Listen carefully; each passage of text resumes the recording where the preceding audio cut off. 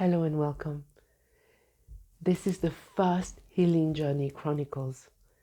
And in the Chronicles series, we're going to go along on an adventure through the healing journeys of people who have taken themselves from a crisis to courage, compassion, and consciousness. And they have found a deeper meaning in the midst of chaos. We're not saying it makes it easy. It's still very, very challenging, but it's having the courage to look at what's going on and hopefully detach yourself so much so that you can have a vision, a perception of the bigger picture and give yourself and empower yourself, I should say, with what it is you need to do and find what uniquely works for you. Because every healing journey is very unique. What works for one person doesn't necessarily work for another one. Therefore, we're not giving a unique size fits all in any of these healing journeys. We're presenting you with many different ways in order to maybe inspire you to find what works for you in terms of your own inner resonance. So I hope you will enjoy this interview from a very dear friend of mine, Rhona, and you will find it as inspiring as I found it. So enjoy. Hello, and I'm here with my dear friend Rhona, who has really inspired me because she went into her cancer journey before mine and we shared a lot, and she has a lot to say about her journey, which she actually summarized into a beautiful book called Healing Cancer Without Drugs, One Day at a Time. It is so perfect to start one day at a time. Well, hi Nadej, and thanks so much for inviting me on your show. I'm really privileged to be here and to talk about my story. So I'm all yours. So where do we start? How did it start? Did you discover a lump in your breast yourself? Yeah. Well, to be honest, there was no lump as such. It was just a feeling that something wasn't quite right, and I went to the GP, and he felt that there wasn't anything there. There wasn't anything wrong, but he referred me anyway to a consultant to the hospital. And similarly, when I got to the consultant, he didn't think there was anything wrong. He was quite relaxed, although he sent me down for a mammogram and the usual kind of tests that you get. And then when I went back to see him after my tests, his demeanour had changed considerably, because at that stage you realise that there probably was something wrong. That was kind of, really kind of, I suppose, the gut punch was I said to him, so do I have cancer? And he said, I can't say categorically until we have the results back of because they took a biopsy. However, the likelihood is quite high. So that was the kind of realisation that, oh no, what now? So that was the kind of the real sort of, as I say, real gut punch, the real kind of like, oh, but then in my mind it was like, how can this be happening to me? Why me? And then it was like all the kind of emotions that come along with it. So really, when people ask me about my cancer journey, the start of it was very much like anybody who's had that diagnosis, is that it's shock and fear and that whole kind of, oh, what now? How do I tell my family? How do I tell people? How's it going to be? Am I going to die? Yeah, absolutely. So it's that kind of fear that sets in. So that was the start of my journey. And as I say, I didn't really know at that point what I was going to do or not do. I assumed I would just do what I was told. I'd follow the conventional route and hopefully get well. Yeah. And is that what you did? Well, not exactly, no. Interesting enough, through a whole series of events, I decided to take a different route, which, as I say, if you'd asked me 6 months before my diagnosis what I would do, I wouldn't have assumed that I would do anything like what I ended up doing. But I ended up not having any operation. any chemotherapy, radiotherapy, any drugs whatsoever, and I basically healed myself with non-conventional methods that resonated with me, and I feel very blessed to have been able to do what I did. And we're going back, my original diagnosis was in 2015, so we're going back quite a few years now, and I feel very blessed that I've been well and healthy since then. So yeah, a lot to be thankful for. That's amazing. So could you tell us what happened exactly in between the original trauma, you've got cancer, and that moment where you start realizing that there might be a way for you? Yeah, well, it's quite a long story, so I'll try to just pick out some key things that happened to me.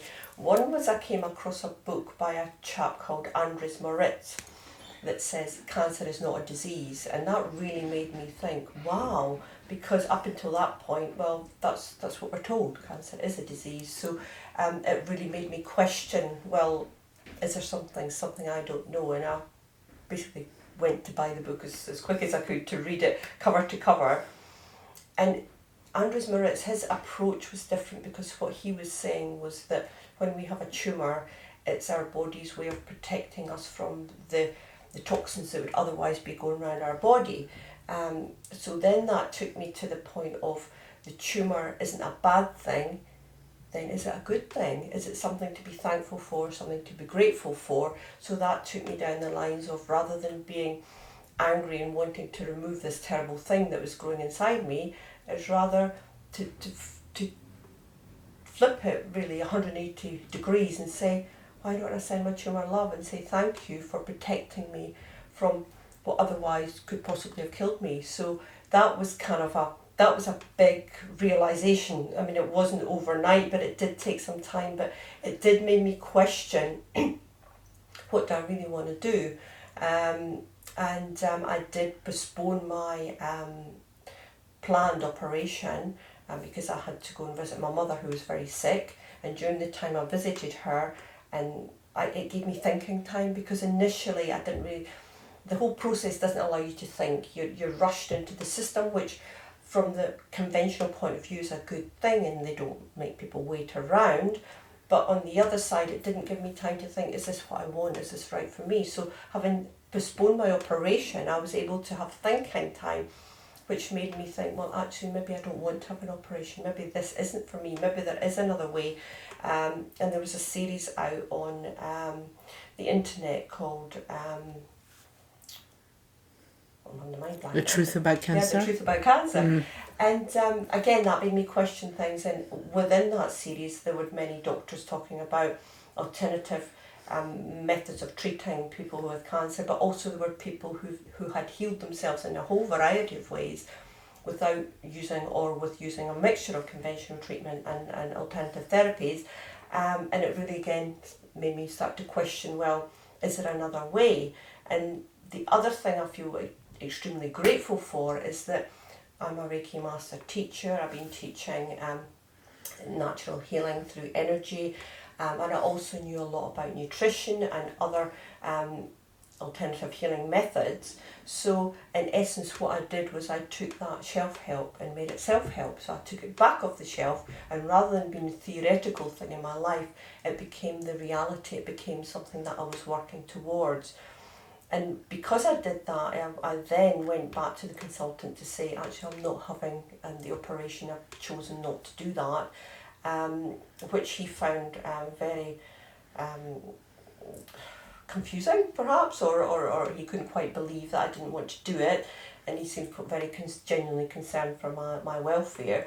And I didn't want to argue with him. I didn't want to say it's wrong to have an operation. I just felt it just wasn't right for me. Yeah. So I chose not to have an operation, when I did that, I felt something really shift inside me, and I felt I'd taken control of my destiny. Somehow I wasn't giving over my health and my welfare to somebody else. It was my responsibility, and that was a sense of empowerment. That was something that put me on a path where, in some ways, I felt I was already healed in a lot of ways, because I'd made this decision, I'd taken this path, and I was able to do it my way.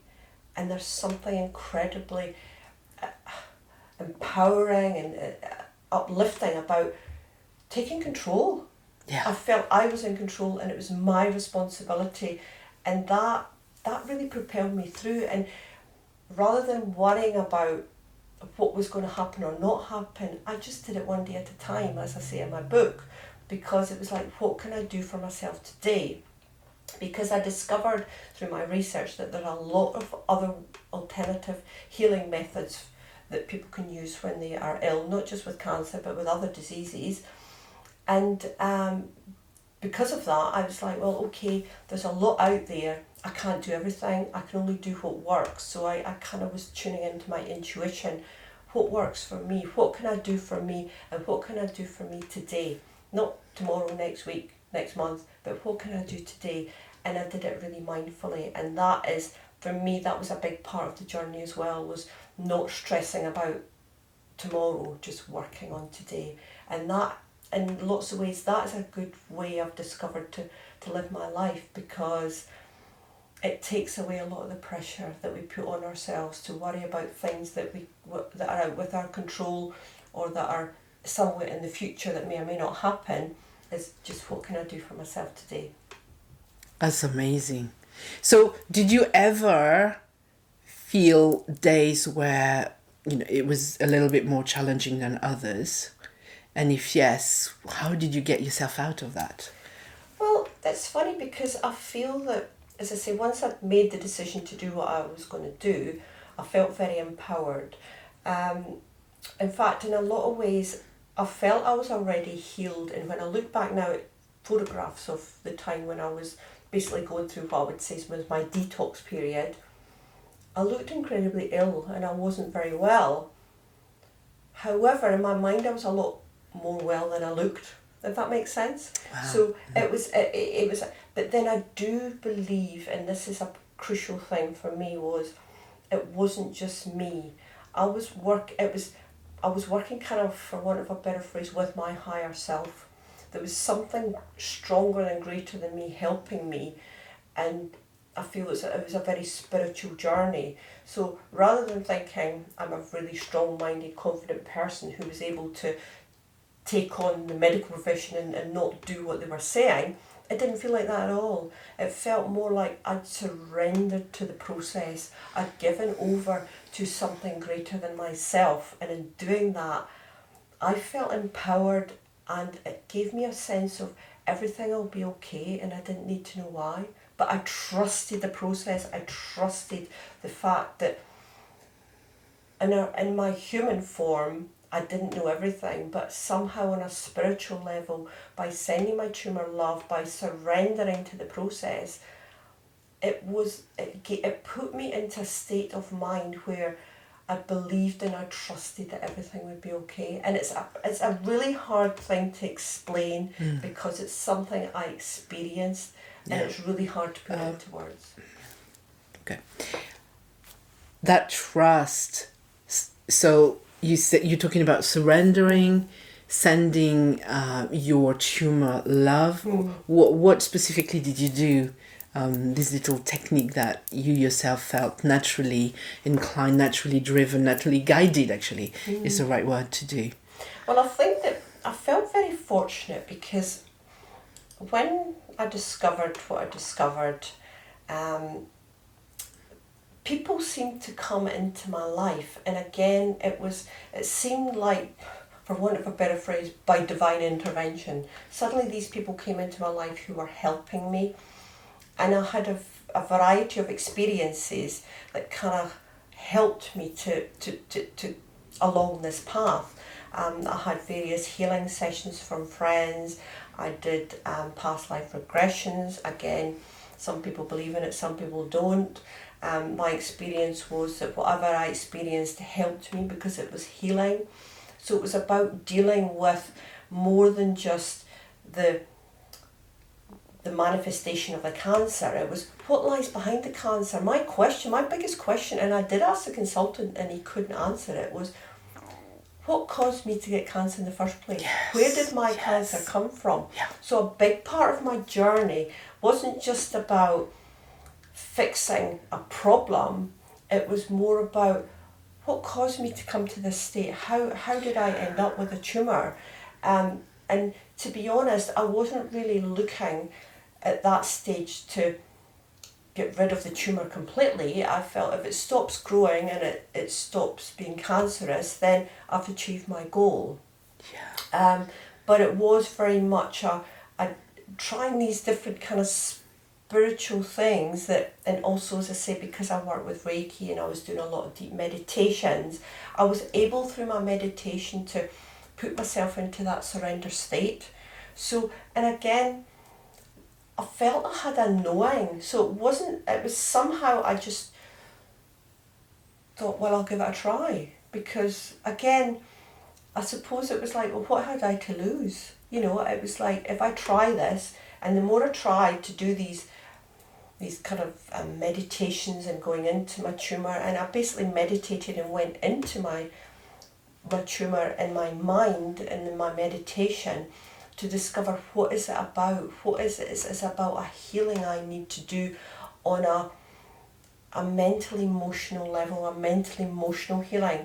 So, and along with changing my diet, which I did, and my kind of lifestyle in some ways, it was also a spiritual journey, and it was also dealing with the emotions inside of me that I believed contributed to the cancer. Not that I'm saying people deliberately do these things, because they don't. It was things that had happened to me over time that had culminated in a situation where, with a predisposition towards getting breast cancer, this had allowed this to happen to me. So I didn't see it as my fault, I just saw, but then I did see within that was that there was a route to a solution to working with that understanding that could take me to a healing point. And to me, I never talk about things like cures, but I talk about healing, because when we heal, it's not just about healing on one level, it's healing on every level. Yeah. And that was my journey, that was my experience, and that's what I believe I did.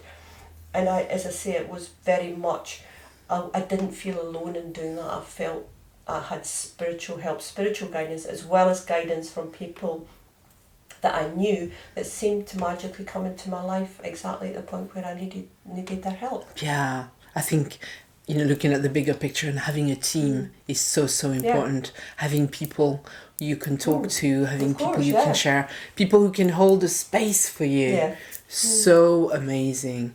Yeah. Wow.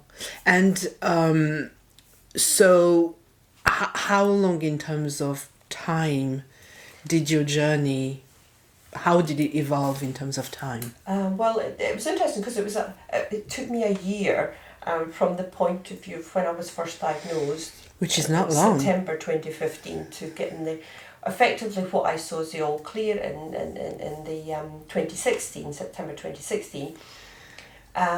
Where I went for a scan, because although I wasn't getting any more mammograms, I was still getting ultrasound scans done. Yes. To measure the size of the tumour. But over time it seemed to be shrinking. So when I went for my last scan, they couldn't find the tumour, they couldn't find the lump, only to be questioned, well, did you have a lump? So they looked back at my records to, yes, you did have a lump, and there's some scar tissue, but suddenly it disappeared. So, I felt at that point I could have danced on the ceiling. I felt elated because not only had I achieved what I wanted to achieve, I'd exceeded my expectations. Yes. And really, when I look back on it, there was daily work involved, but it wasn't a traumatic experience. It wasn't an upsetting experience. It was an experience of love and enlightenment and enjoyment. My journey, it sounds bizarre, but I actually enjoyed my journey. I enjoyed the process because it enabled me to do lots of different things, try lots of different things, and I looked at it in a lot of ways like a child with awe and wonder. Yeah. Something so simple could have such a positive effect and change the way you feel, change your life by doing these simple things. And I just feel very grateful for having had that experience. It's amazing. So if we look at what you've said, which for me is magically and magic and important, you felt already healed before you in your mind. So on some level, Yeah. you had the capacity to go beyond Yeah. your circumstances, surrendering and allowing yourself to feel the emotions. Yeah. So it's these seems to be criteria, factors or techniques that we find in all the different approaches when we look at the holistic picture. Wow, it's just amazing. So how did the medical people look at it? Well, I think for them, because it's not what they're taught, they couldn't quite understand it, which I can absolutely understand. I mean, it's not within their focus. So eventually, when I had my last scan and they couldn't actually find a tumour, I was signed off by the consultant who didn't actually see me again. He signed me off back to my GP, not saying that it was healed or anything else, just saying that because I wouldn't accept the treatment they had recommended, that there was nothing more they could do for me. Okay. So it wasn't an admission that anybody was right or wrong. It was just a kind of just not listening. So, Yes. but I understand that and I accept that. And to me, I didn't have any issue with that because I wasn't here to prove anybody right or wrong. I was just here to get myself well, which is I achieved what I wanted to do. I'm not here to say somebody's right or wrong, because again, the consultants and the nurses and everything, they do what they believe to be right, and they do help hundreds of other people to get well. So I'm not saying what they do is wrong. I'm just saying it just wasn't right for me. Yeah, absolutely. What about the people around you, your close, the member of your family, your friends? Yeah. How did you express and shared what you were going funnily through? enough, most people I didn't tell. I didn't tell most of my old friends who'd known me for years because, one, I didn't want them to think of me as sick, because then it would upset them and it would upset me, thinking that they thought I was ill. Also, and more importantly in some ways, was I didn't want them to tell me what they think I should do, because they wouldn't have understood what I was doing. Yeah. So I didn't tell most of my friends. I did have a small group of friends who were more my spiritual friends, who kind of got what I was doing, and they were like my support group. I told my immediate family. My husband at the time, he didn't quite understand what I was doing. He pleaded with me to go the conventional route, but I stuck by my guns. My daughters seemed to understand what I was doing. That's amazing. And they were very much supportive of what I was doing. They didn't want to really know the details. They kind of went along with it, but they seemed to be happy because I was happy. They could see my happiness. They could see that I was doing what was right for me. So they were behind me. So it was that was lovely. But as I say, most of the friends who I told after I got well were really shocked, because they didn't even know I'd been sick, because I didn't tell them. And as I say, I feel now I do believe I did the right thing. Absolutely. But the people who did tell were the ones who gave me healing, gave me advice, helped me with my diet, and did all the things that I needed at the time to help me along my journey. That's amazing. What have you learned anything? Has this challenge, we'll call it challenge, dis-ease, has it taught you something? Well, it's taught me a lot. That's why I wrote my book. It's taught me a lot. But if I try and condense down to what has it really taught me, well, to me, in essence, what it's taught me about love. Because what I discovered really was that I didn't love myself. And to me, when people say to me, well, what was the one thing you did that made the most difference? Well, I did many things. That's why I wrote a book about it. But when I look at all the things I did, they're all related to love, because it was about loving myself on every level. So when I changed my diet, it was because I was showing myself love by eating foods that would nourish me. When I looked at my emotional issues, it was because I was showing myself love by dealing with them. So everything I was doing, I was getting out in the fresh air, I was walking in the woods, I was going out walking with my dog. That was me showing myself love by getting out and getting in the fresh air. And so it's about loving myself on every level. And it was about going into my heart and accepting initially that even though I thought I loved myself and I approved of myself, or I liked what I did, there was bits of me that I didn't love. And I think that this is, to me, a lot of us do have this, where we feel we'll kind of love ourselves totally once we've fixed all the bits we don't like.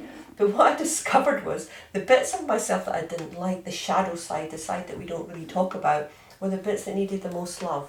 So to love myself was to love mostly the bits that I didn't like, because they were the bits, it was the little child inside that needed the love, that for whatever reason hadn't felt the love that she felt she needed at the time. So it was about going into the murky depths, going into the shadow side, going into the bits that people usually shy away from.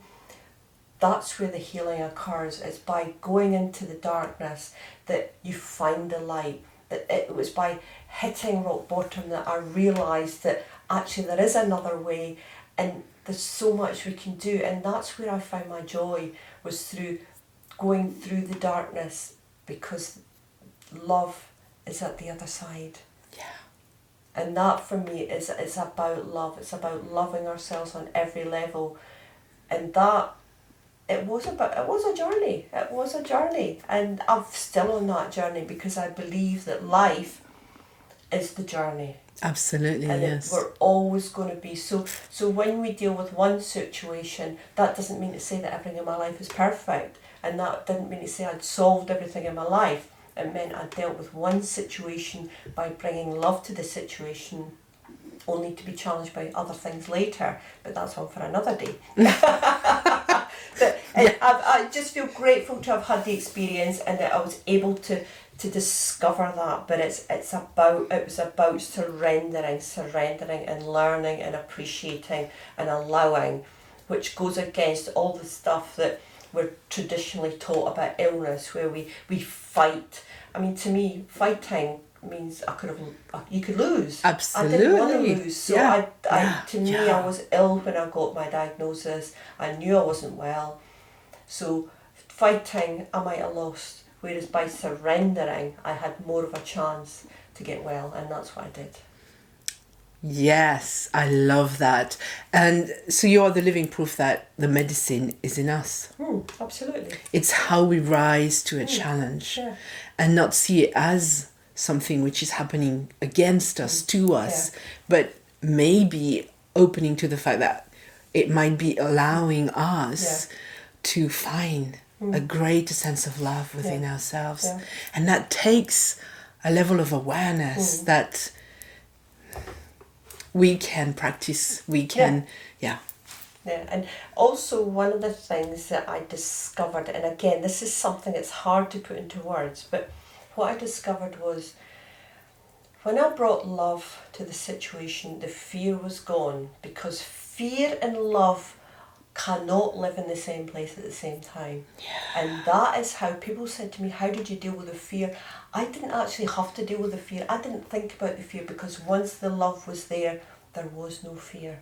And again, that's something it's hard to put into words. It doesn't sound like what we're taught to believe, but my experience was that once there was true love there and I surrendered to that true love, the fear was gone. But it wasn't something I forced to happen. It was something that I allowed and surrendered, which again goes against all the things we're brought up to believe. The harder we try. It was not about trying. It was about allowing and surrendering. Yes. Oh, I love that. Allowing, surrendering. Yeah. That's the ultimate, the divine feminine principles. Wow. So, what advice, do you have any advice for people who are going through that journey? Now that's interesting, that word advice. I think that advice is a tricky word. I'm very much of the mind that I don't give anybody advice. Fair enough, yeah. I think that we all need to find our own way. And although I've written a book about what I did, I'm not in a place where I say to people, you should do what I did. Should they choose or look for another way, what I did is an alternative way of doing things. But I'm not saying it's right for everybody. I think it's very much about, if you believe whatever you do, if you have a strong belief in it, it's more likely to succeed. And I know people who've gone down the conventional route, had operations and chemotherapy, radiotherapy, and they've got well and they've stayed well. I know people who have gone alternative routes and maybe they haven't fared so well. Yeah. So I think at the end of the day, it's about doing what's right for the person themselves. And in that way, I never ever say to anybody, you should do what I've done or you shouldn't do what I did. It's about choice. It gives people choice, but it has to be the person's own decision. It has to be what they want to do, because that's the only way. And it's that's what we have. Free will. We are humans. We have free will. We have choice. And I believe that it's about making that decision based on, once you have the facts, you know what you can and can't do, then you make your decision. And then once you've made your decision, you stick with it, and that helps you to get well. Yeah. So placebo, whatever you believe is going to heal you is really the part of your protocol.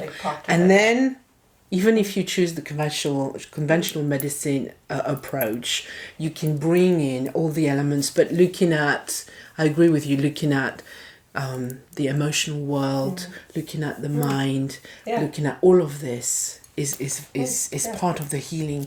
All right. Yeah, so. Well, thank you very much, Rhona.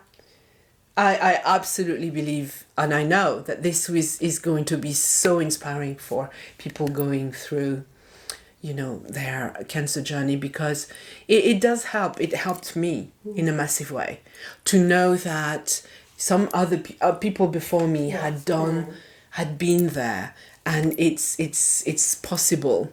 And whatever you choose, and as we said, you have to go with what resonates in you.